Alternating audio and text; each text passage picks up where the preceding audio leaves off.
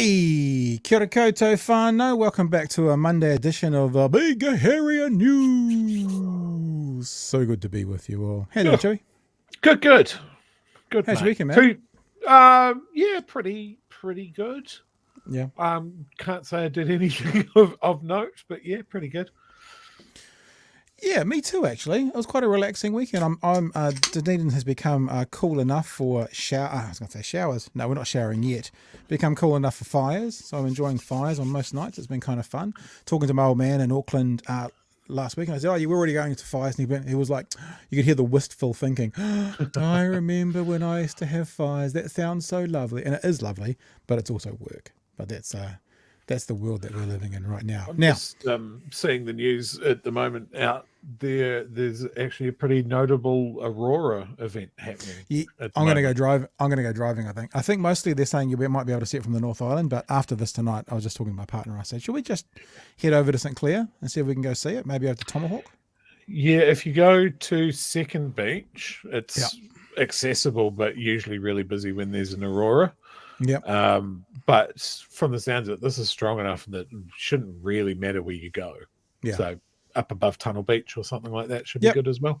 I don't know. We'll see. Look, I'll be honest. It's also cold. We'll see how long tonight takes. That's probably the biggest issue, because there's a fair bit to talk about tonight. And I want to say happy 250th anniversary to you, Chewy. Lovely. Oh, thank you. See you. You're not 240. Yeah. So it's our 250th episode, which I guess doesn't really matter, because if you do 4 or 5 of these a week, it only takes you a year to sort of get to that number. But it's nice to be able to go, 250. I mean, this is not really a podcast per se. It's more of a broadcast. And they say that like only 3% of podcasts go past 30 episodes or something. And we're at 250 going strong. Hurrah. This is a pretty shitty image because it's a cell phone picture of the back of a mate of mine's phone. But this is what it's like at the moment. Oh, you fucking kidding me? Where's that? That's, where did he say he was? Just outside of Dunedin. Right now? Mm-hmm. How long is it? Is there a time frame? Like, is it, probably knowing us, it'll be the best to see it in the next 45 minutes and then you won't see it at all? It's a pretty major solar storm is causing it. So I think I'm going to go driving. It should go for hours. I'm going to go driving after this, which means if you pick us, maybe I'll do I was going to say, if you pick us up on the audio podcast, you might have to wait till tomorrow morning. I might just be quick tonight. But yes, we've got a really big show for you tonight. Thank you so much for all the people who are with us tonight. And thank you for being with us, you OGs who have been with us for a good amount of time. You know us, you know what we're about, you know what we do. We like to ask questions, we like to test theories. If someone makes a claim, we'd like to test it. And I think it sort of started a couple of weeks ago when we were featured in the New Zealand Herald. We got a little byline in the New Zealand Herald about. I got a centerfold. Me too. Flip. The guy said he was from the Herald. Talking about Chantelle Baker, and they quoted some of the work that we'd done interviewing her. And since then, it's actually been quite interesting just to watch what's been going on. I've been sharing some of the conversations I had with her, and kind of taking more of an interest. Now, lots of things going on. Lots of people are like, well, if you don't like her, like the product that she makes, why are you bothering listening? There's an element for me, without trying to sound too sort of pious, that if an entity is sharing information that's wrong, we want to correct it. If an entity is sharing information that's potentially dangerous, we want to address it. Now, to be honest with you, Chewy, and I might still being a little bit naive here, I still don't know whether Chantelle is in the camp of being an actual believer or being a grifter. I tend to lean towards she's a believer, but we're going to have a look at some stuff tonight. And there is a couple of if you follow me on Twitter, you've already seen the Jordan Klepper clip I put out today, the Jordan Klepper clip. And a lot of people who live in a world of conspiracies, or let's even be honest, religion or cults. The thing that, the tweet that I put out today, which was quoting Jordan Klepper, quoting someone else, was like, once someone's identity is their political who they are, you can debate political positions, but once that's their identity, it's very hard to debate anyone. Yeah. And once it is their identity, it's very hard for them to come away from it. Now, I've experienced this quite a lot talking to the flat earthers. I can see Planet Walk there in the chat. You'll know what I'm talking about, Planet Walk. I've experienced this a lot talking to flat earthers. Once that becomes the identity, it's very, very, very hard to get out of, because then your community becomes these people, then that your family already pushes you away and rejects you. And then if you get out of that community, you've got nothing. So I really genuinely don't know whether Chantelle is in the camp of true believers or not. And I'm sure many of you will want to go one way or the other. I actually don't. It's not about that for me. It's about being as factually accurate as we can. I put a tweet out, I think today or yesterday, that said something like, the thing that I've realized from watching a little bit of this is there's a Chantelle filter. And someone said to me, well, okay, so we're going to have the Pat filter tonight. And I'm like, no, well, yeah, we are, because I'm going to have some opinion. But what I want to do for some of tonight is to show you what was said about the IPCA report and then show you the report. So that's not a filter.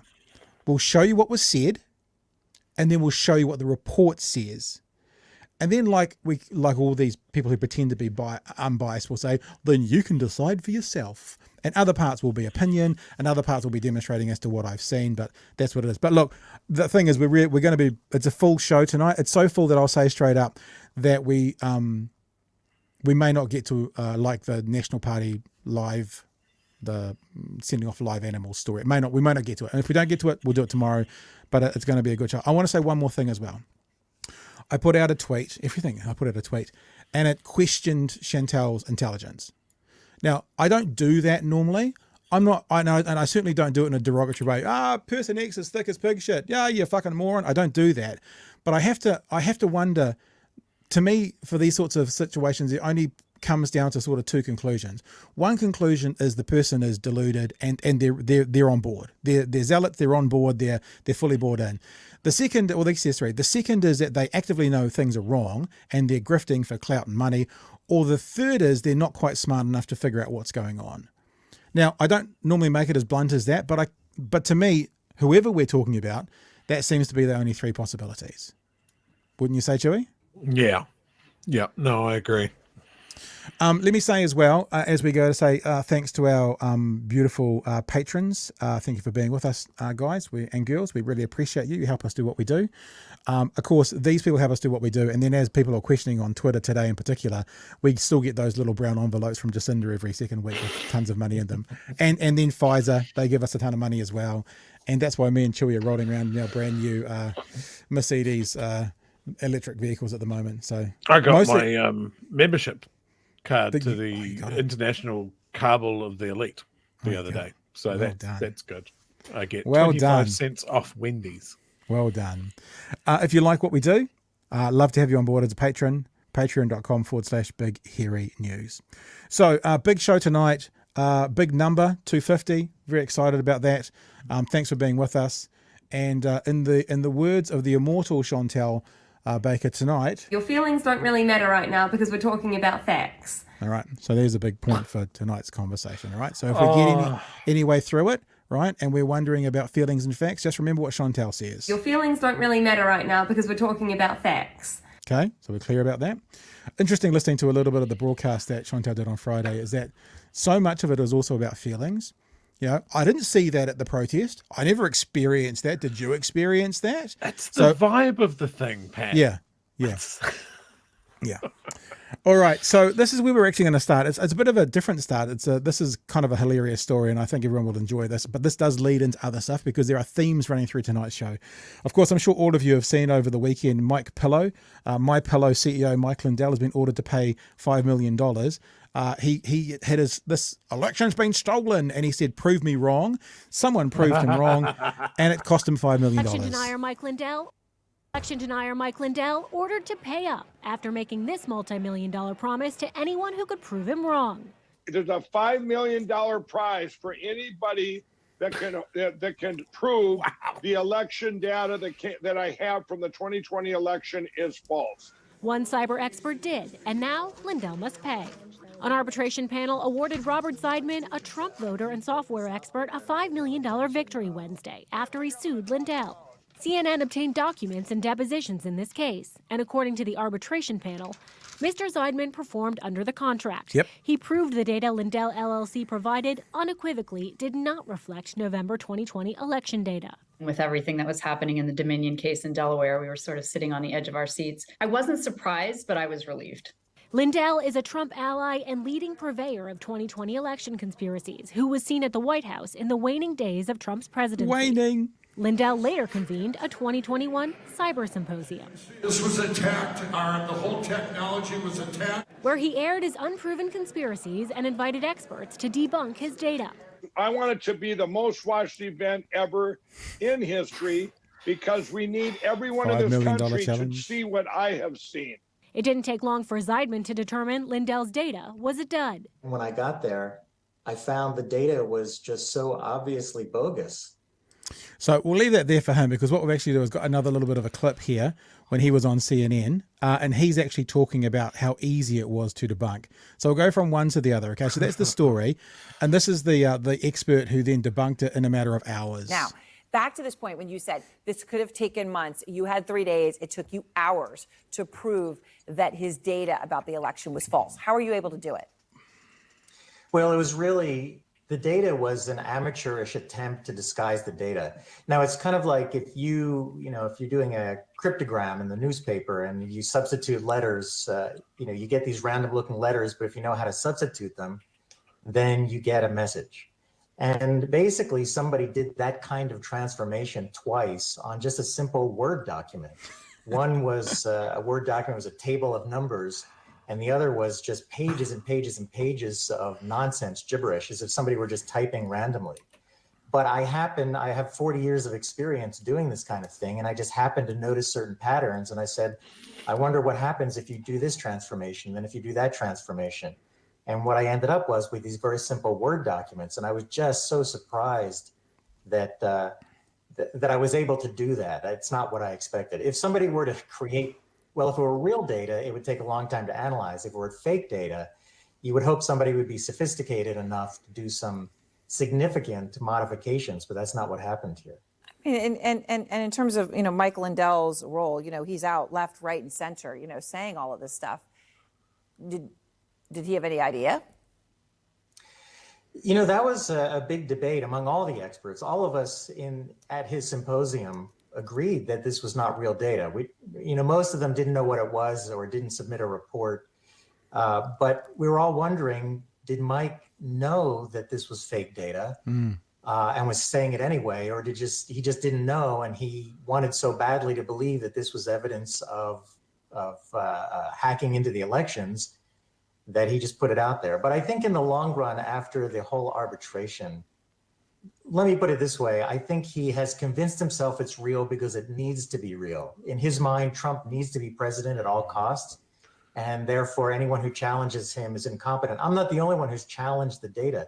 Members of his own team have done that, and he has essentially gone out and destroyed their careers. So, a really important quote, and I'm going to put it up on screen now, from Robert Zeidman. This is what he said at the end. And this is why it relates to tonight's bigger conversation.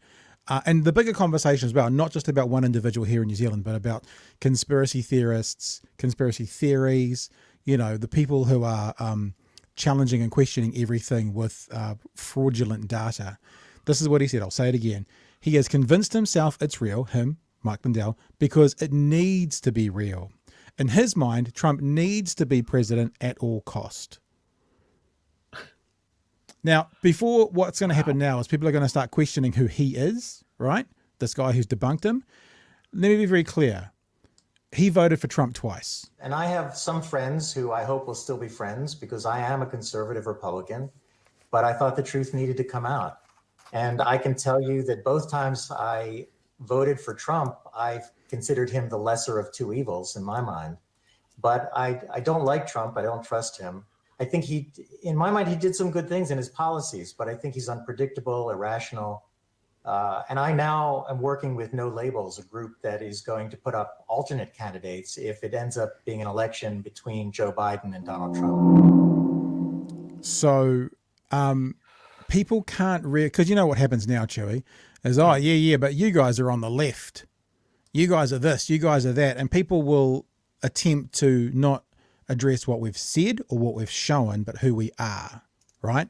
So if you want to address who that man is, who just disproved Mike Lindell's numbers, you have to figure out and explain to us why a person who voted for Trump twice, and when he was pressed, I didn't show it, but you can go look at the clip for yourself. When he was pressed on would you vote for him again, he became uncomfortable. It was definitely not a no, I wouldn't, but it was like I'd rather not have to make that choice. So that's who he was, and that's who did that. Chewy, on that story, do you want to add anything before we've got time now, but before we kind of move on?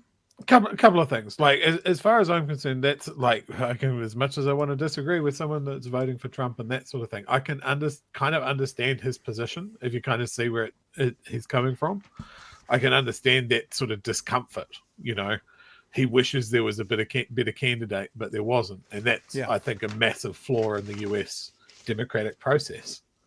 You know, we've talked about it.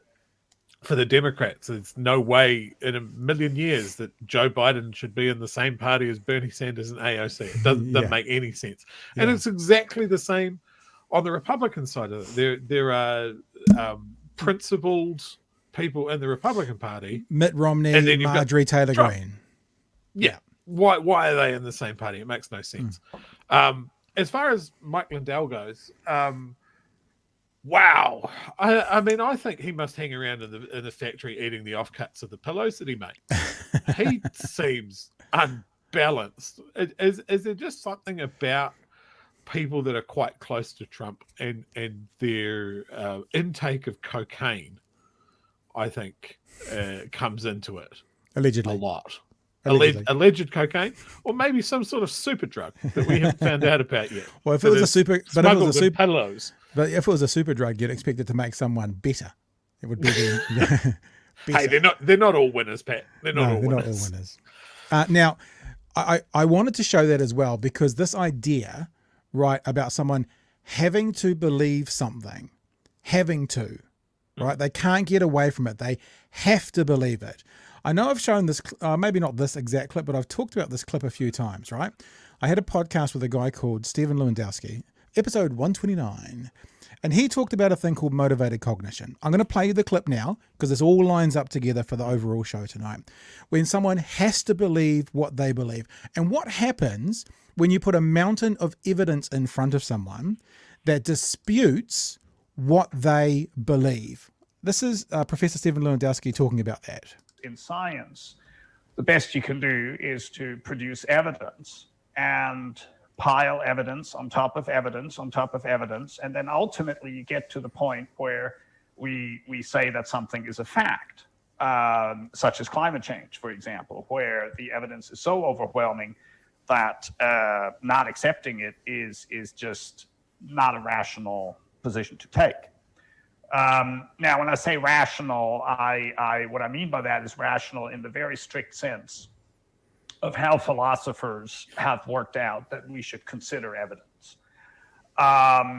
And so the question then is, as you already asked, why do people not accept the evidence?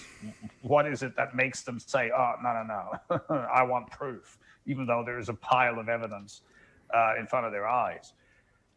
And the answer is that instead of engaging in this quote unquote rational evidence accumulation process, people resort to what we call motivated cognition. Now, motivated cognition is a very broad term, and it refers to the idea that people start out with a goal in their head of what they're trying to conclude, and they will then draw that conclusion. They'll be motivated to draw that conclusion no matter what the evidence says. Right. And now the question is, okay, what makes people engage in motivated cognition? And that's where things get to be very interesting, because there's a lot of ways in which that can happen.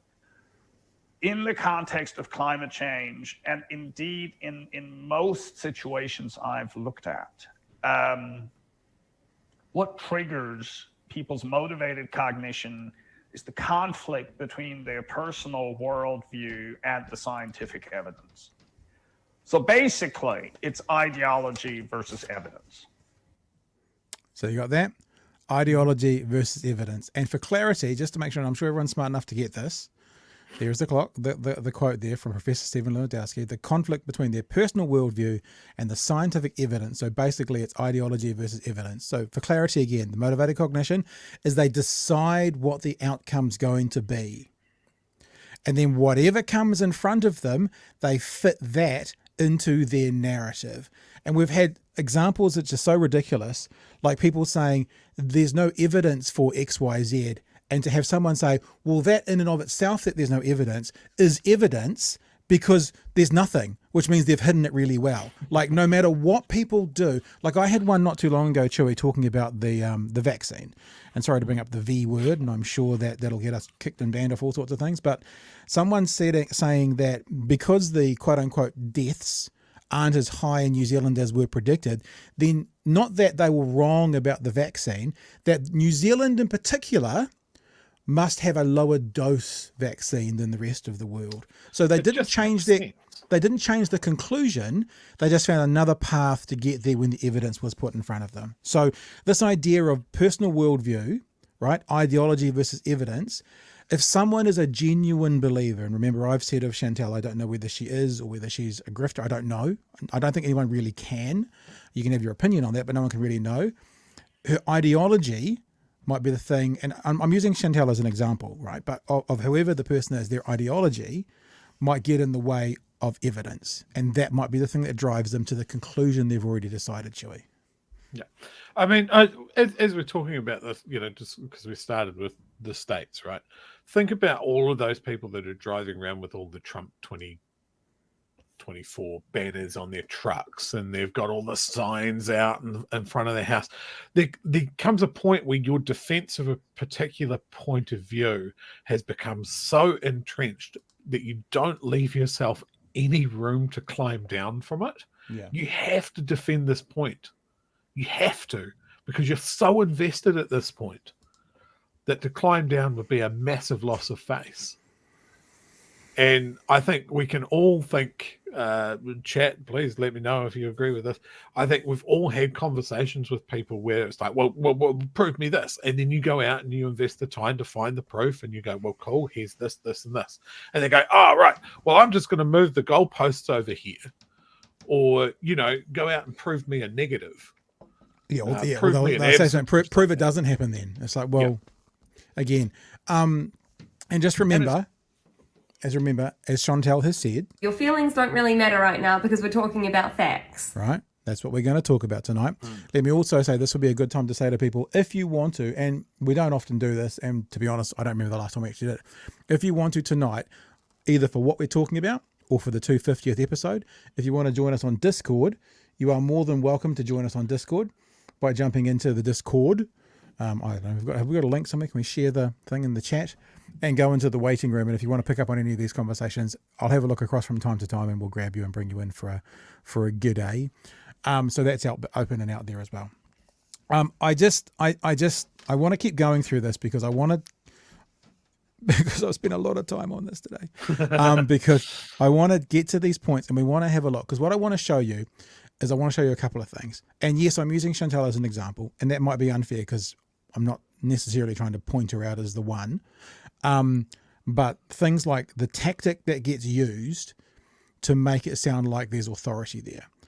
I also want to show you some examples of what she says about the IPCA report and what the report says, which in my opinion is factually incorrect, and how it gets sold as truth by using generalizations and kind of approximations type thing, maybe the wrong word.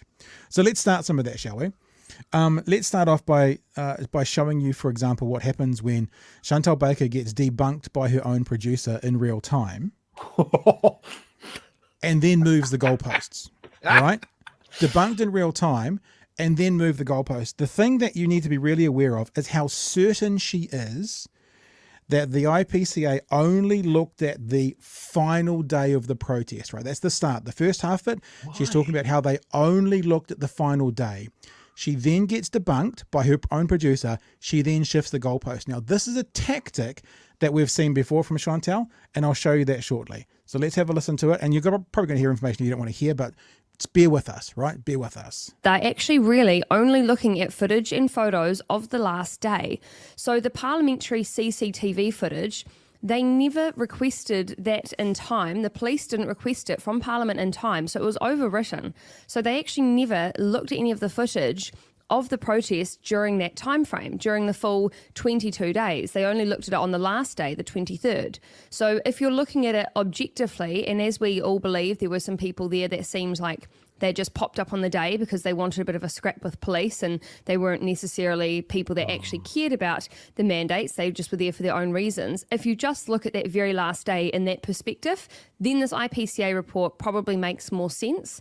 And if you also look at the fact that they took out any instance of assault against the protesters, and they claim that those are in their own independent investigations.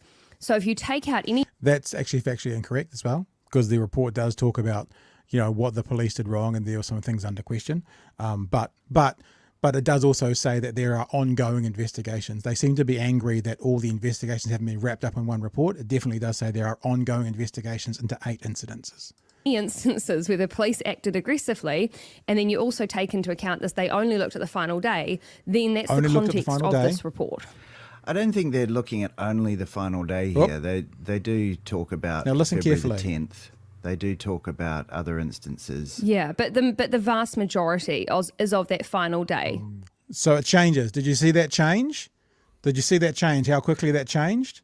It was it went from they're only looking at the final day to the vast majority of it was looking at the final day. And that's actually a really big difference.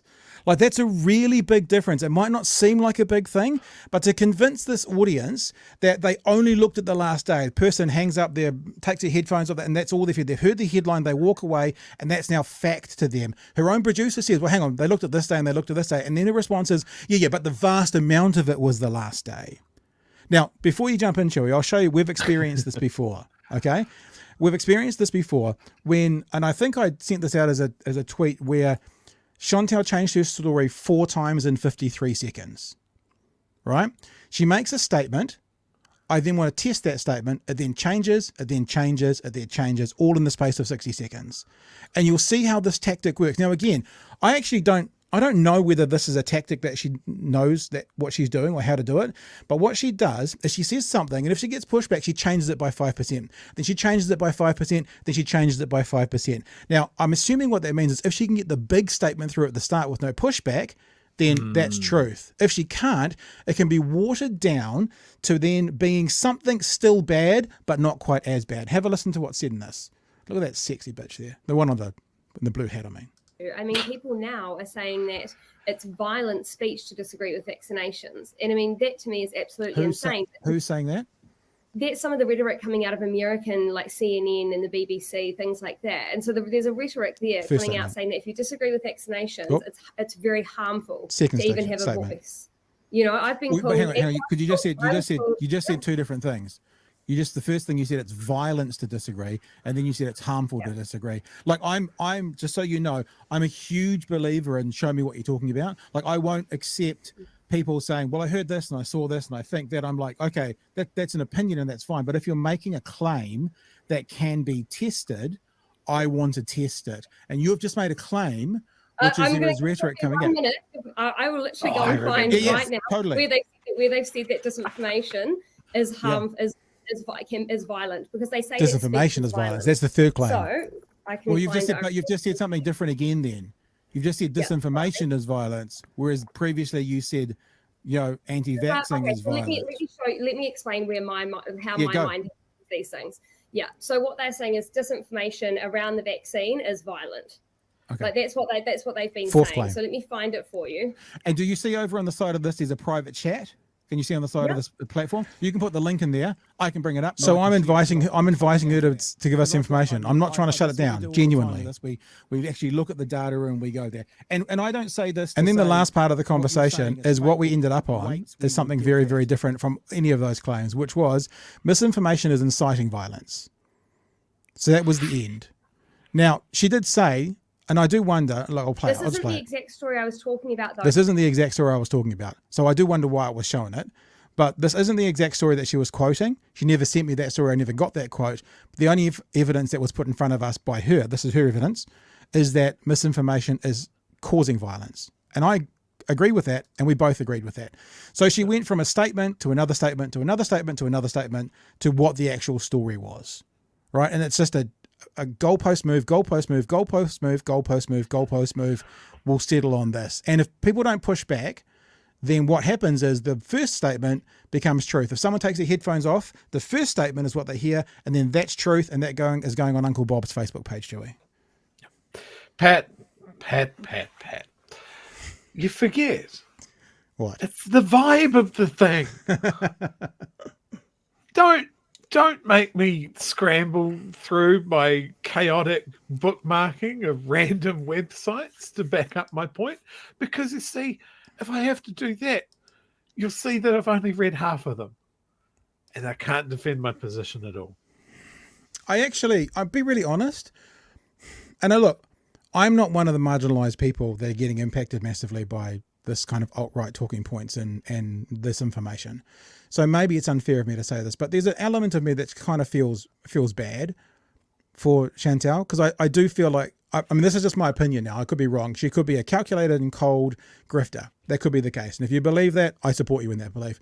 My gut is that she's duped into believing these things, and she's now a religious zealot for it, who believes what she's told and now uses motivated cognition and finds the solution that she wants in these things. That's what I think. Now, I could be wrong, and I'm not going to die on that hill, but that's what my gut tells me. But doesn't mean that any of the things aren't anywhere near as dangerous as they should be. Yeah, look, Carl, we should make sure we don't ignore the chat altogether. He's using a Gish Gallop, and that's exactly right, Carl. For people who don't know, Gish Gallop, there's a guy called Gish who used to be was a creationist, and he would debate people, and he'd put out 47 points, arbitrary number, in his allotted time for the debate. And then the person who was against him was like, I'll address one of those, uses up all his time addressing one. That means the rest of the facts can stay as truth because they don't get any pushback. One of the things that we now do, and I'm now going to do, is I'm actually happy to talk to these people, but I probably won't talk to them live. Like, I'm happy to have a pre-recorded conversation, because then I can do the research afterwards and check on some of the things they're saying. That's probably what I would do for now. But I don't have a problem talking to them again. I know that's going to annoy some people, because I'm not part of the marginalized group that's really suffering at the hands of any of these perspectives. So I get it. And I apologize to you if you find that to be distasteful of me saying that I talk to these kinds of people, but I will. And one of the reasons I will is so we can do what we're doing right now. Like, if I hadn't talked to Chantelle, we wouldn't have half of this information to show other people what to look out for. So, anything else before we go into the clip number 2? No, let's crack on. Clip number 2 is Chantelle has a history of saying she doesn't defend or justify actions or statements, and then she defends and justifies them. So she says this a lot. She's like, I don't defend, violence is never the answer. There's never a reason for violence. And then she'll give all the reasons why there was violence. It's something that she does. Again, I don't know if it's calculated. I don't know if it's planned, but it's something that I've experienced, and I've got an example from my conversation with her, and I heard again on Friday. You had people at one stage throwing bits of 2x4, and I ran in to try and stop them. And you can say that's incredibly dangerous, right? But you also have to remember that the police all had shields, had gloves, had elbow pads, had knee pads. Like, they were fully padded up. They had big shields, they had big helmets. They had the whole lot. And I'm not justifying anyone throwing anything ever, because I think that's really wrong, and I completely disagree with that. But in terms of deadly force, no, because you have to keep in mind they were also throwing them from miles away from any of the officers. So they'd lost kind of all velocity by the time they got to them. They talk about the paving bricks, and I'm sure that would have been scary. But then the police started throwing them back at protesters, giving them back the ammunition. And also the protesters had no kind of padding, didn't have helmets. So in terms of deadly force, that was a lot more deadly towards the protesters than anything that the protesters could achieve back to the police's side. So let's go through what she said, right? The police had, these are quotes, I've just quoted these out, these are Chantelle's words. The police all had shields and gloves and elbow pads, had knees, they were fully padded up, they had big shields, they had big helmets, they had the whole lot, right? Now, this is an opinion part now. Chewy, you can tell me if you disagree. In the chat, tell me if you disagree. That sounds like someone saying, so they were fine. Yeah. In other words, it didn't matter if things were thrown at them. They were fine. It's also incorrect. I watched this whole thing, buddy, live, and the first wave of cops had shields. But some of them didn't even have helmets on when they were getting pavers and furniture thrown at them. That was scary. And even if you're wearing that sort of padding, all it has to do is hit you from a direction that you're not expecting, or a gap in your padding, and you're going to hospital. So she's full of shit. So other comments were the protesters were throwing pieces of 2x4 from miles away. They had lost all velocity. In other words, doesn't really matter. This wasn't dangerous at all. Also, to me, not that's how physics work. That's also, to me, that seems to be a defense for what? Maybe not a defense, but a reason to minimize. Maybe minimize is better than defense. A minimizing of it. Then the police started throwing the paving bricks back at protesters, giving them more ammunition. So they were saying that's the police's fault that the bricks were being thrown at them, because they were throwing, and that might have been scary, but then they threw them back. So what are the protesters? Of course they're going to throw them back again. And the protesters had no kind of padding. In other words, they were the victims here. Now I do have opinion on that. I'll be honest. My opinion is this is all a way of defending or minimizing, for example, what's going on. But the reason I think that is I've seen this before.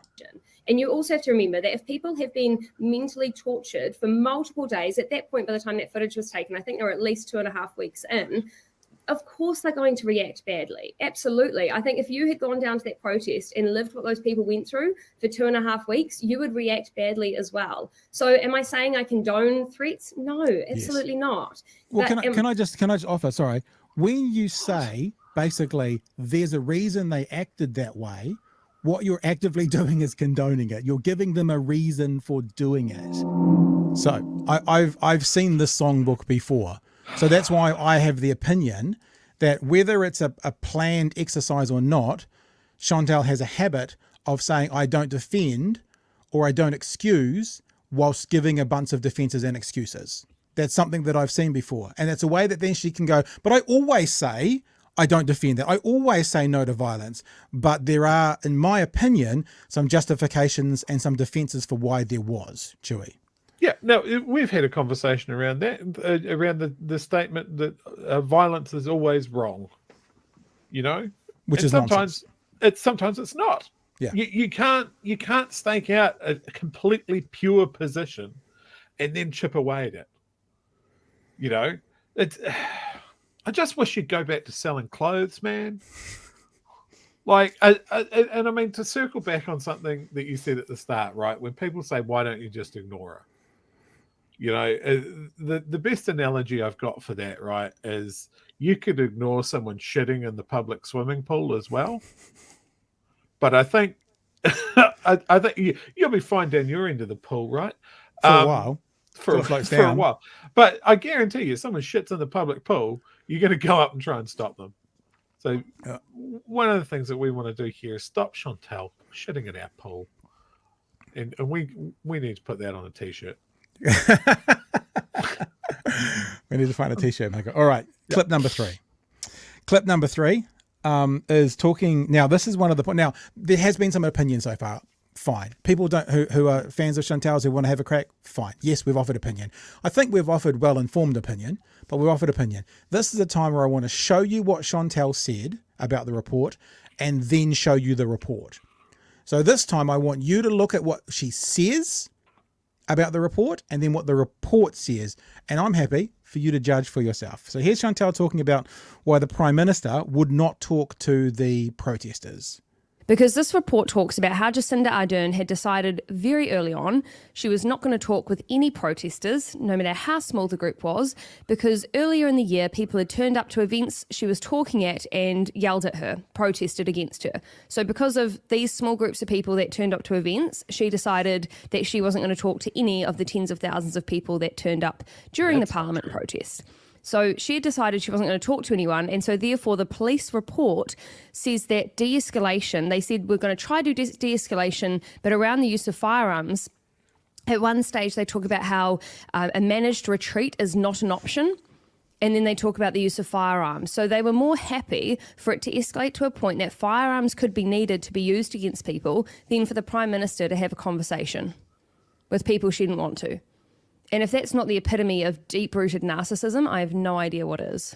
I know there are going to be some people, but some people questioning Chantelle talking about what narcissism is. But anyway, yes, Joey? I 100% believe her that she doesn't know what narcissism is. No, so what's she advocating there for? That the police come out and force the Prime Minister to talk to people that had written "hang 'em high" on the forecourt? This is where I will now mea culpa a little bit. I said that I've been listening to Chantelle's show. Have I told you how far I got through, Chewy? The 2-hour show? Well, did you get all the way through, but you passed out and you woke up with blood coming out your nose about halfway through? What we're listening to tonight is a critique of the first 15 minutes. Oh, holy shit. And then I was done. Oh, God. And then I was done. And I have spent, like I've done before with these debunking or whatever, hours on this. And this is what a gish gallop is. We don't go past 15 minutes of the 2-hour show with what we're talking about tonight. And that's it. God. So let's have a look what was said. This is a quote direct. So this is what Chantelle Baker says, is what the report says on why Jacinda Ardern wouldn't engage with the protesters, right? That's what Chantelle says.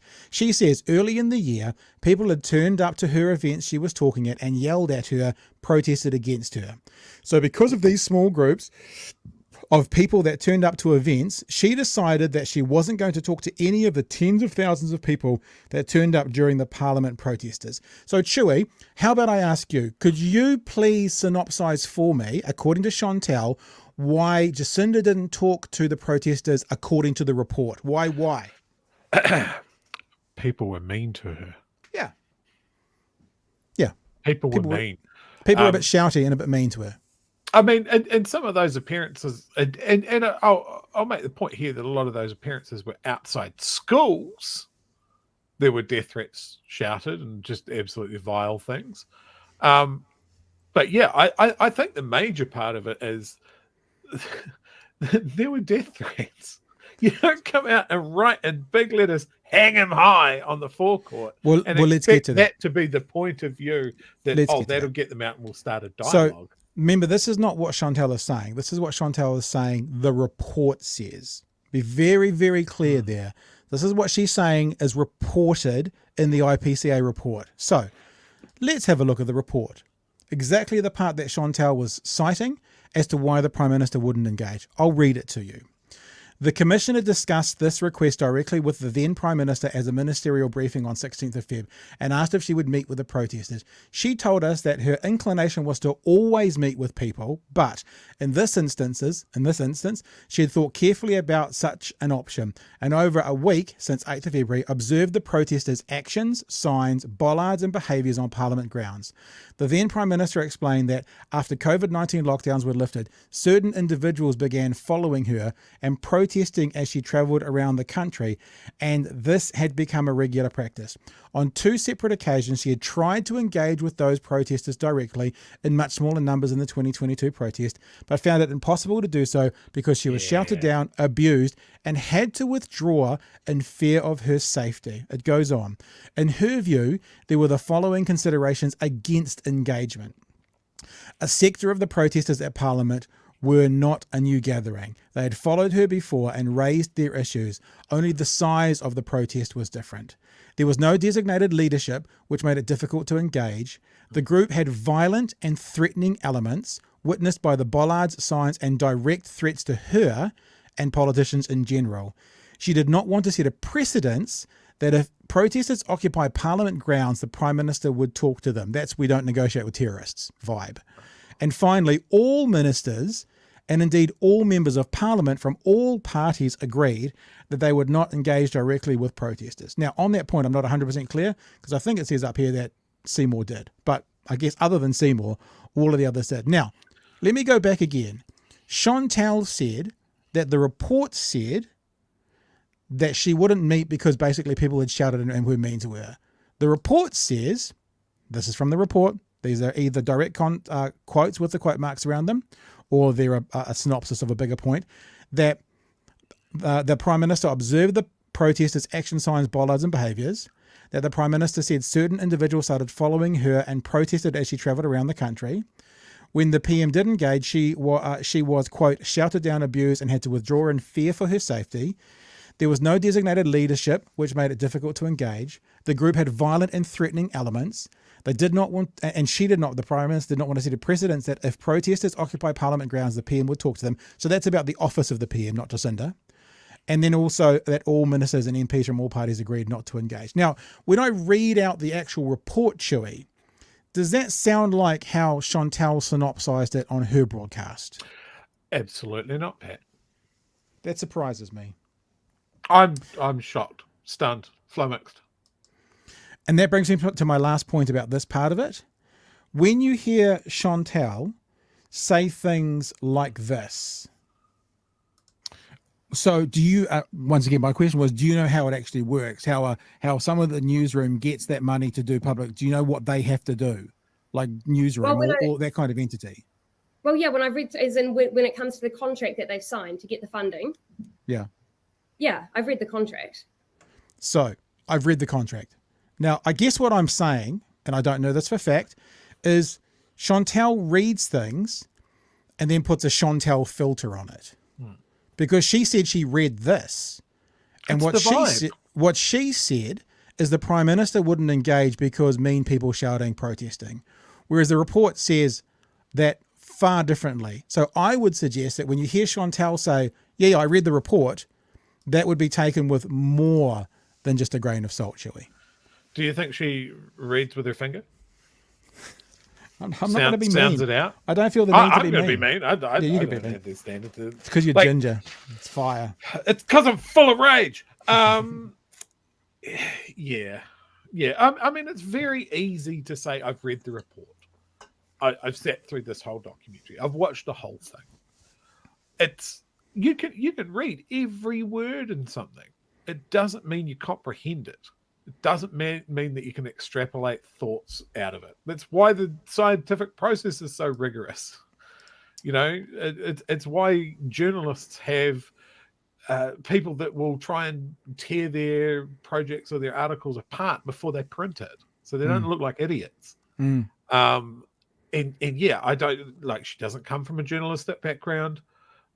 She's not used to the way that these things work. She does not have someone, like, as much as we might refer to a producer going, actually Chantelle, which is very funny. But the frustrating thing is doing that. But the frustrating thing, Chewy, is neither do we. And I'm not a journalist, and I've had no journalistic training. Yes, I've worked in news and current affairs, but I'm not a journalist. Well, I mean, by the same token, though, I go off on a rant and go over the line. You're pretty quick to say, well, actually, and you know, we've had quite robust discussions off air about certain topics of, you know, do we, don't we, is this the right angle, that sort of thing. I think that's just intellectual honesty, isn't it? Yeah. And it's just like it's exactly what we don't want to push a boat out and hold a position that then embarrasses us because we fucked it up. And remember, as we continue to talk about this for, I think, one more clip. Your feelings don't really matter right now because we're talking about facts. So the irony, about vibes. The irony is how often that the way it feels come up in that first 15 minutes of 2 hours. I mean, I know that's actually quite poor of me. I should have done the whole thing. But if I don't know the whole thing, guys, we'd be here till 6 o'clock tomorrow morning, or this would be every night this week. And I know either you or I would terminate ourselves at that thing. So we're going to play one more. I think it's only one more clip. For the love of God, please only be one more clip. Let me just have a look. Yeah, I believe it is. Oh, there's actually one more clip, but there's some addendums to this clip. So this last clip is, I don't know who her producer is. He's someone who creates content himself. And it's kind of a bit unprofessional me not knowing his name, but I'm sorry, I didn't get it. But I wanted to show one thing. This is maybe more about the ecosystem that they bring when allegations become truth. Yeah. And when something is an allegation, and I can't say to these people, but in this instance, you hear it said as truth. And then what'll happen with that is that'll go out through the airwaves to the people who listen to it, and then that will be truth. So this is a clip at the end. There's also another example here about I don't defend it while she's defending things. That comes up again as well. And yeah, let me just play it, and I might stop this one at the beginning. I might not play it all the way through. Have a bit of a listen. Point 112 there. They talk about 8 of the 28 incidents that happened during the event. Okay, straight away, just so you know, it doesn't say that they happened at the event. These are allegations. So point 112 are allegations. This is what her producer says.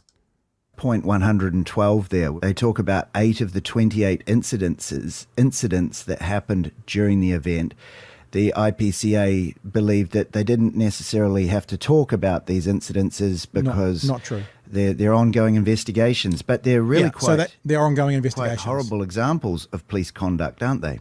Yeah, and this is what I find interesting. So if you take out any examples of the police brutality, especially the force of brutality, then you also take out any of the context of the longevity of the protest, then of course you're left with a report that makes it seem glowing in terms of the police behaviour. So that's what I did find really interesting. They've kind of excluded any mass events against the protesters and then made sure that every event against a police officer was exemplified.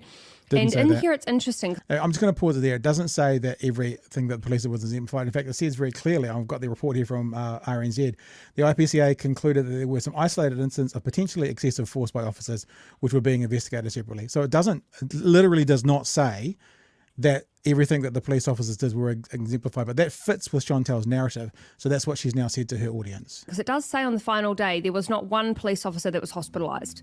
So, and I'm not saying that that's a justification for use of force, because I think that's, basing any violence on if people are in hospital or not is not wonderful. But I am saying that a cut on the head or the hand is very, very different to being hospitalised, and a number of the protesters were hospitalised. So you've got to look at this in a little bit of context as well. They're saying they're scared for their lives, yet protesters had much more reason to be scared for theirs.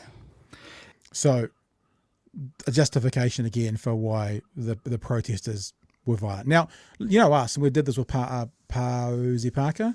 I'm going to show you a clip shortly, and I'm quite uncomfortable with what I see from the police in that clip because I don't like violence in general. But the question is the IPCA and the courts, I guess, will decide whether it was justifiable violence. So no one's suggesting that there wasn't violence on both sides, but it seems that what Chantelle's doing is saying that the police were the worst and the protesters were the victims. Whereas what I would say is that I saw violence on both sides, and the IPCA has. This is the other thing. These 8 incidents, and I'm about to show you the report again, are ongoing investigations. So these people are complaining that they haven't had a conclusion for ongoing investigations yet, rather than going, we're going to have to wait to find out what happens with those ongoing investigations. So this is not good enough of a result for them. I mean, I guess the IPCA could have held on to the report until they finished everything, but that doesn't mean that these incidences are going to go give the police a pass. It means that they're still looking at them. Do you want to do anything, Chewy, before I play you the last little bit? No, go for it. Okay, so this is now her producer again talking about number 112. Okay, so let's have a listen. Yeah, and some of these points that I'm looking at here in point 112. Now remember, these are alleged, but you have a listen now to how these are now facts that happen. This is the point I was going to make with this clip. The things that are alleged, and remember very carefully. Your feelings don't really matter right now because we're talking about facts. The facts here are these are allegations, right? But have a listen to how it's spun. Here in point 112. Punched an elderly man in the face who was attempting to protect another protester from them. Eye gouged a man. I'll come back to that in a moment. So will we. Grabbed a man seated on a bollard and pulled him to the ground by the neck. Fractured a woman's sternum while she was standing in front of the police skirmish line. Placed a man in a headlock and dragged him along the ground by his neck and ear. Struck a woman in the face with a shield, breaking several of her teeth. And I just want to go back to that line. Eye gouged a man. One compound word and 2 normal words to describe one of the most horrific things I've ever seen happen. And it was all filmed by the media. It was on television. And yet this is the extent that they're going to talk about it. That was extreme police misconduct at the high end. No, this is not the extent that they're going to talk about it, because they've already said those investigations are ongoing. Now, just look, and Chewy, as you've just said, we will pull each other up. Did he say all of that as factual, that it happened at the, is that how that came across? Because to me, it came across that the producer was saying this all happened at the thing, whereas the report says these are allegations. How did you hear that? Just before I go on, how did you hear that? I heard it being a very concrete statement and all run together to make it seem like a veritable orgy of violence. Yep. Okay, good. I mean, I was about to say good. I don't mean good, but that's how I heard it too. So here's at point 112. Now, he listed out the points, and the points are all definitely there, okay? But I just want to say again, he said it as fact, and these are the 8 of the 28 incidents. The individual involved in the incident complained directly to the authority, right? So for the 8 of these, right, so in other words, the other 20 of them might have been people who weren't involved, like the naked woman we talked about last week. Complain directly to the authority. The authority has investigated these methods, and the outcomes will be reported to each complainant once they are concluded. These incidents involve police who allegedly, and then it goes through the list of things. And look, I mean, that picture right there doesn't look great. Doesn't look great. It's the accusation, common tactic, and I hate it. Yeah, it doesn't look great. I'm not saying that looks okay, but what I'm saying is we want to be factual and accurate. These are allegations, right? That there was an elderly man punched in the face. So the person who was punched in the face is the person who's complained. The Police Conduct Authority go back to that person with the result before they're released. Yet Chantelle and her producer are complaining that they haven't come out yet. Grabbed a man off the seat, etc. Fractured a woman's sternum.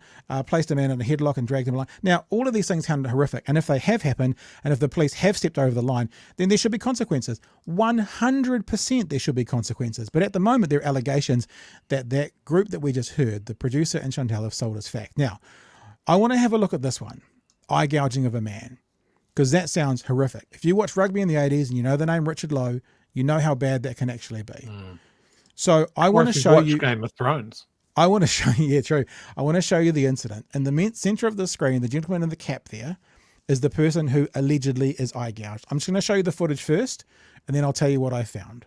We're in the cap in the center here, man in the center, and the police go, and I'm really uncomfortable with this. Don't like this violence. Right, and that's the end of it.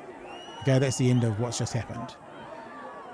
Okay, and then we see it again. Cap in the middle, there he is over there. Cap, police officers, has his hand up at his face, no question. There's a couple of hits, uncomfortable about that. Watch, the hand goes up to the face. There, and then hands behind the head from there on in, pulling him out. So that's the eye gouging conversation. Now, what I've actually done is I've gone through frame by frame, and I don't think I'll play this because it's 2.5 minutes altogether. But I've gone through, in fact, maybe I can mute it and maybe do it myself. I've gone through frame by frame, and I've actually had a look at what happened to the person frame by frame. And you can actually see, because I've got a timer on it here so I can show you, that the hand's on the face, right?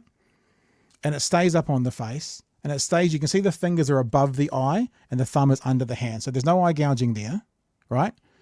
And over the next kind of 3 or 4 seconds, the hand moves up and down and drops off. And there is a point where he's holding his face like that.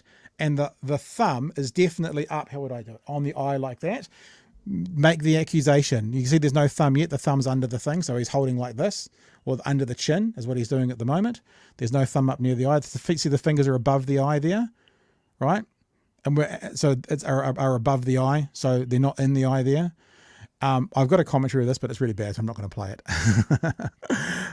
because I recorded myself doing a commentary to it. And then the hand falls off the face, thumb's over to the side there, so there's no eye gouge there. Eye gouge is with the thumb, right? Without question, that's where it is. Hands on the face, fingers are above the eye there, thumbs over to the side, thumbs over across the nose, up on the forehead as well here, and this goes on until eventually the thumb gets above the eye. See that's where his eye is here. It's right underneath the palm of the hand. No eye gouge there. There is a point where if you want to make the accusation that there could be an eye gouge, you can make that accusation. That's what's going to be investigated. There's 2 things I want to say about that. Come on, little video. And then the hand slips off the face. Then the hand goes back up on the face. And you can see that the thumb is around the eye and the fingers are around the eye, but they're definitely not in the eye until I think it's 5:22. So you watch the thumb here is under the nose. It's under the nose. It's to the left of the eye. Under the eye, there's the eye there. It's back under the nose. It goes up again towards the eye in a second. There you go. It's up above the eye, but there's the eyebrow. So there's no thumb in the eye. That's up kind of to the base of the eye. Now it gets up to the side of the eye. There's the eyebrow. And then it goes on top of the eye. Now it's above the eye, but then it comes back down and it is on top of the eye without question. Right. At 5 seconds and 22/100ths of a second, the thumb is over the eye. Now, is that an eye gouge or not? I don't know. But no question that 5 seconds in and 22/100ths of a second of my video, the thumb goes in front of the eye. That's pretty clear. No question. And then by the time it gets to 5:28, 6/100ths of a second later, it's all finished. So the first thing is, and this is not to minimize, the first thing is if there was an eye gouge, it's 6/100ths of a second.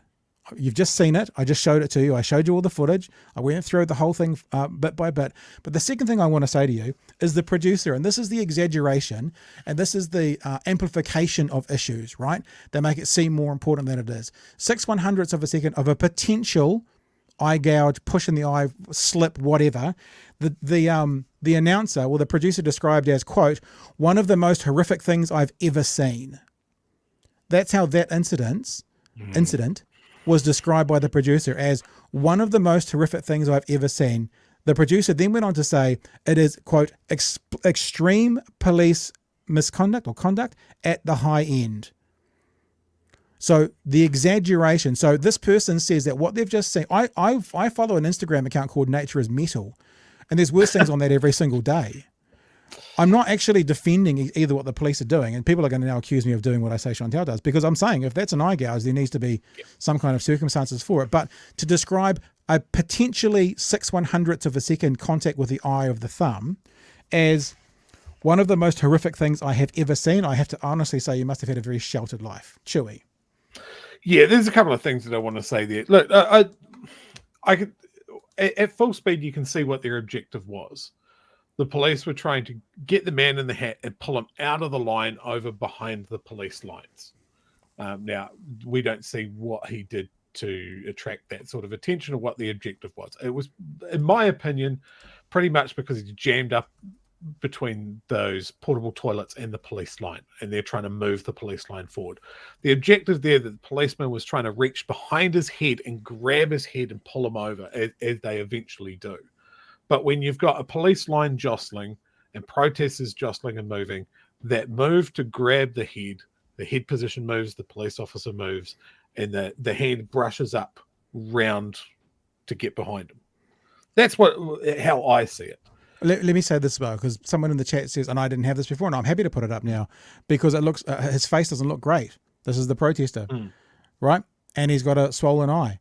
Now, there is no question. That's why I said I'm not comfortable with the violence that I saw. There was punches and hits to the face. I 100% agree that that has happened.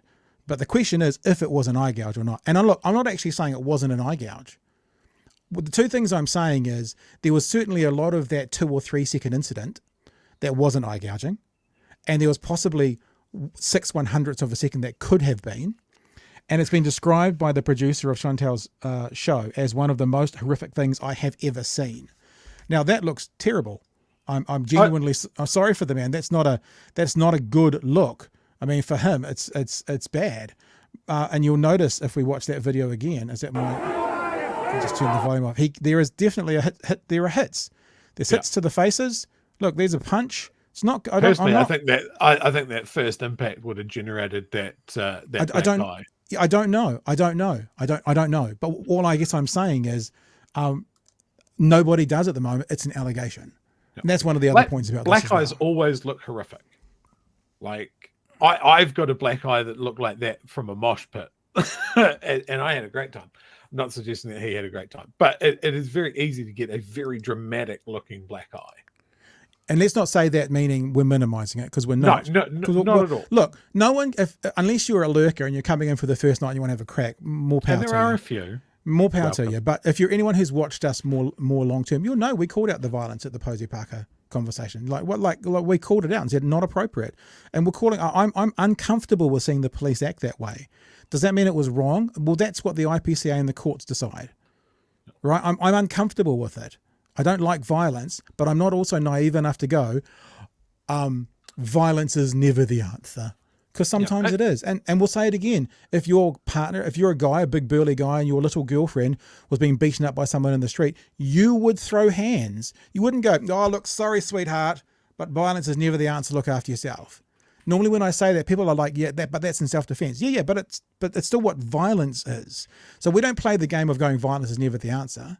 Right. But I also don't want to play the game of going, what's been described as one of the most horrific things I've ever seen was necessarily one of the most horrific things that have ever been done. Yeah, absolutely. Look, I'm certainly no police apologist. You know, police go over the line a lot of the time. But this is such a dynamic thing, and we're looking at it, and this is what the IPCA do. They look at things under a microscope, and it has to be defended in court, and the courts go through it, and like it when it comes to this level of thing, it's not the vibe of the thing. There are so many people looking at it and black hatting it, and well, what about this angle, and what about this, and how could we have operationally dealt with this differently? Whenever there's an event like this, you go back, you review, and there are some people that are doing that from a position of intellectual honesty, and there are many out there that go, that justifies my point of view, and I'm sticking to it. I'm going to stick my flag in it, and I'm going to hang everything over this. I can see it happening in the chat now. Sometimes you've got to step back from the position that you want and just black hat it. And I don't think you can watch that video. You can do both things. You can watch that video and go, I don't like that. I don't like how it looks. I'm angry that it went that way. And then there's a point of going and seeing what Chantelle and co are saying and go, well, I don't know, man, that's a bit of a long draw. Or even, I mean, like, we can even say, and look, we've got Planet Walk in the chat. We'll go over chat with Planet Walk in a sec before we go into the last part of the show. And even if we say exaggeration, or even if we say absolutism when there's still allegations, there's just the way it's delivered and the way that it comes out is really, I think, really harmful to, you said, intellectually honest. And let's be honest, there are people on the police side who also won't be being intellectually honest. There could be cover-ups. There could be that. I completely acknowledge that. But the way you find that out is you get to the end of the process and then reassess. And we're mid-process, and the police, IPCA, are going to report to the people who made the complaints first. It's not like oh my God, they're leaving them off. It's not. Hey, should we jump in and say g'day to Planet Walk and see what he's got to say about this whole thing? Yeah, sure. Let me just see if I can remember how to fucking do this. Here we go. I haven't done this for a while. Planet Walk, you there, mate? Speak to me, Planet Walk. Ahoy, hoy. Hey. Oh, there we go. How are you, man? Good, yourself? Yeah, pretty good, brother. Pretty good. Although you've moved out of the neighborhood, I'm a bit salty about that, but I think it goes away. So what do you want to add, don't bro? worry, I'll be back soon. Okay, good. What do you want to add? Okay, so I think I spotted a mistake in what you're saying about the 6th 100th of a second. Okay. What was because you were going frame by frame there, right? And it was 6 frames. There was time on the clock. Those were seconds and 100ths of a second. They weren't frames. Okay, because I thought it was 6 frames. I might have to go back and check because I often read the third part as the particular frame that you're on. To be honest with you, Planner, I put it up today and I wanted to put a time on it, and I taught myself to do it off YouTube, and it said it's the time, and I think it went from memory from 5 seconds and 22 100ths of a second to 5 seconds and 28 one. If it was frames, what would that be the length of time then? That would be 1/5 of a second, I think. So 0.2 of a second. Yeah. So it's somewhere between 0.06 and 0.2 of a second. Yeah. Fair? Is that all you've done? Have you just phoned up to chastise me on my numbers, Panel? Is that all you're adding to the show?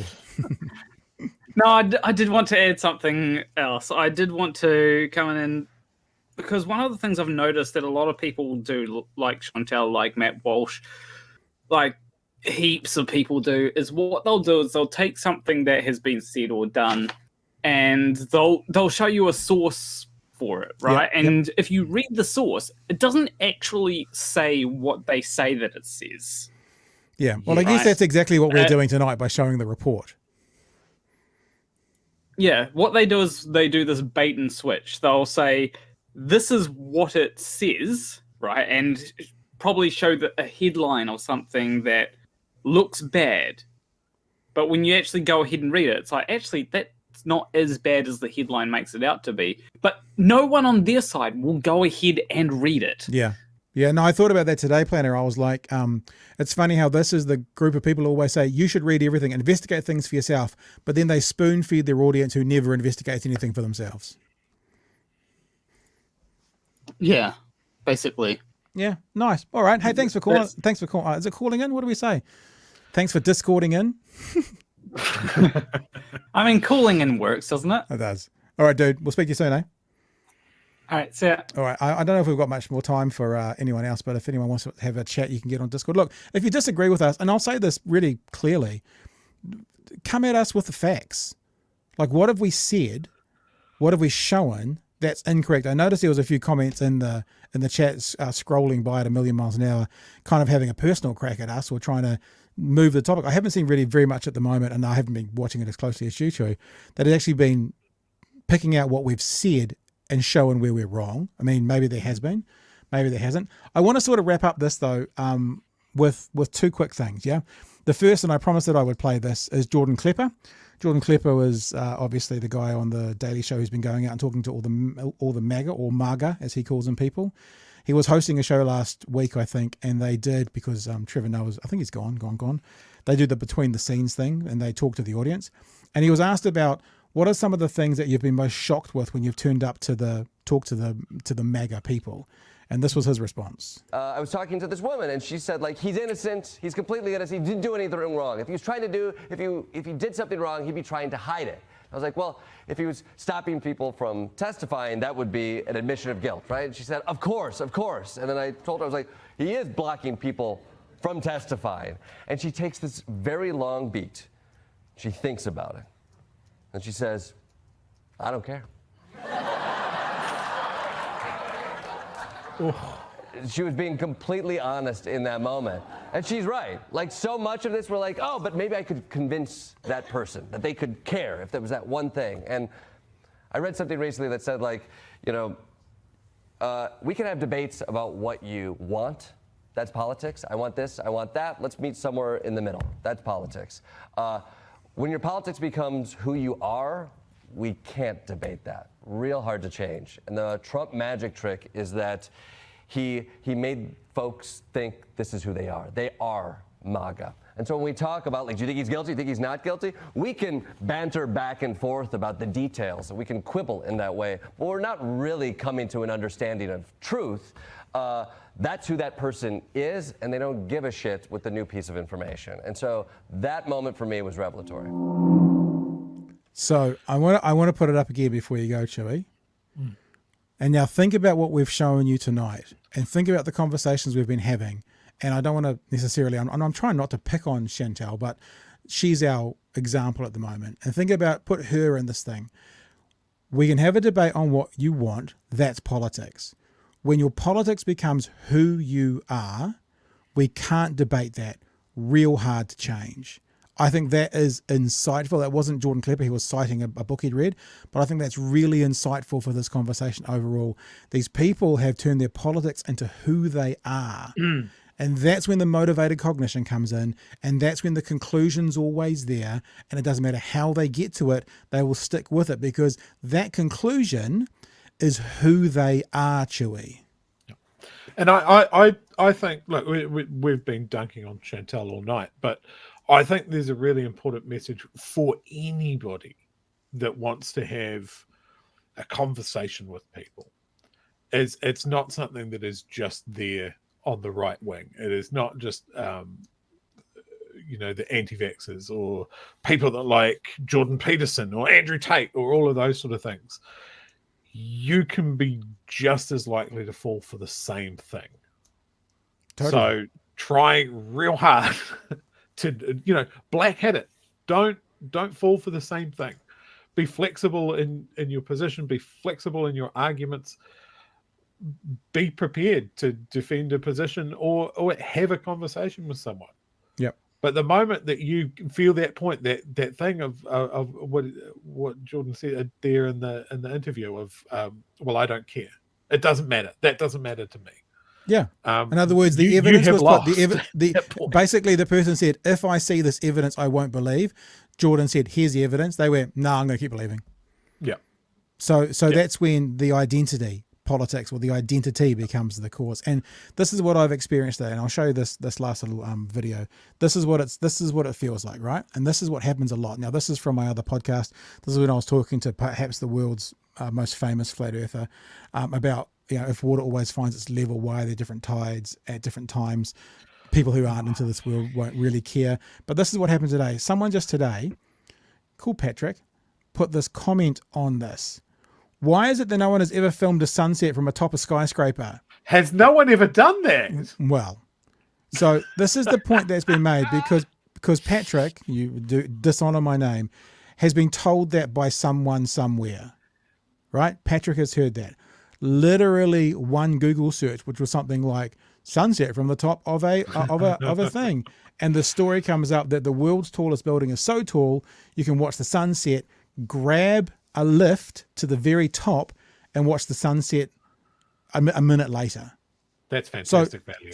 So literally one Google search will get the answer. But so many people, and here's an example of it, not for what we're talking about tonight, will just repeat what they've heard as fact. And it wasn't even a hard sell. Like it wasn't even, there was no research needed. It was literally one Google search. It was probably an average Google search. Just show me a sunset from the top of it. And that story was the first one that popped up. And this is what it feels like with these conversations. Now, look, if you're not someone who's a sadist like me and is interested into going down these rabbit holes, then there's nothing you can do. I really actually kind of feel that. If you've got friends and family who are in that rabbit hole, I don't know, love them, keep them close. I don't know what to say to you because as Jordan said on that clip, and I want to get the quote exactly right, so let me go and find it here. If you've got a family member, Uncle Bob on Facebook, whose politics has become who he is, then you can't debate him. Yeah. You just can't at the moment. I guess what you have to hope, and look, there are some flat earthers as our example. There are some flat earthers who have come out of that, but not many. Or if they have, they've come out very quietly. And that might be the case with Uncle Bob. Who knows? Yeah, I mean, I can think of people in my circle that have, fallen for this anti-vax sort of stuff. It's real hard because, they're in your circle because you like them, right? And there's a little bit of, the big part of respect there. And then it just chips away. And you're just like, you're not making any progress because they become the argument. Ugh. Yeah. Makes me angry. We are, as I said, that it might be the case. We are not doing the National Party live animal thing tonight. We are going to head off nowish, but before we do, I know that you've got a few stars there in the chat, Joey. Do you want to put any of them up before we head off? Oh, I think they're well outpaced now. DIY Guru says social media is responsible for an incredible amount of mental and social health damage. I would say psychic damage. I 100% agree. Sunset says some of these pricks are aiming for social disruption with their disinformation. Absolutely. And I'm going to put my conspiracy hat on for a little sec. I would say state players are looking for social disharmony. What do you mean state players? What does that mean? I mean countries. Oh, right. Yeah. Countries' disinformation has had a massive effect on social cohesion in competing countries. A little bit of chaos just, spins the wheels a little bit. Yeah. I think that's the main two. Right. I also, we were talking about the Aurora early. I've got some good ones here. Updates. So that is from the Strath Tyrie, so just inland from us. And I had to look this up because you see, just the galactic core and Aurora monster lights over Lake Mahanarangi and a Steve. And I was like, what the hell is a Steve? So I had to go and look it up. Steve, also known as a strong thermal emission velocity enhancement, someone worked real hard to make it be called a Steve, is a rare phenomenon that was officially discovered in 2016. Wow. During cool. Steve, a long, thick ribbon of light, usually white, purple, or green, appears to hang in the sky for up to an hour. Wow. So yeah, the people that I follow that love Aurora stuff are just wetting themselves at the moment. There's pictures from Wellington with a visible Aurora. It's that's crazy. what I saw the story that said maybe North Island might get a few of them, which is very, very, very rare. All right, team. Big thanks to our patrons. Love you guys to bits. Love you all. You're all lovely people. And thank you for being with us tonight. Bit of a different show, but is what it is tonight. Congratulations on your 250th episode, Chewy. Actually, it's not your 250th. No, it's my definitely yours. And other than that, I think we are done for tonight. Follow us on YouTube if you aren't already. Like and subscribe. It helps with the algorithms. Follow us both on Twitter. There'll be some of these clips coming up probably tomorrow morning. And look, we've said it before, there's no one really in New Zealand on this side of the conversation around things like this. We are at the moment on the internet doing this. It's just us. So if you enjoy what we do and you can't or don't want to be part of the Patreon team, then tell people about us. Share our clips, share our tweets. And other than that, I guess we're done for the night, Joey. Nice. And we'll be back tomorrow night with a whole bunch, maybe more regular show, maybe talk a bit more about politics and stuff. I don't know. We'll see what happens. We'll see if there's any response to any of this. I'm sure there won't be. There's no need to be. But whatever does happen, we'll catch you tomorrow night from 9 p.m. for another edition of Big Hero News. Thanks, team. All the best. Stay safe. Nighty.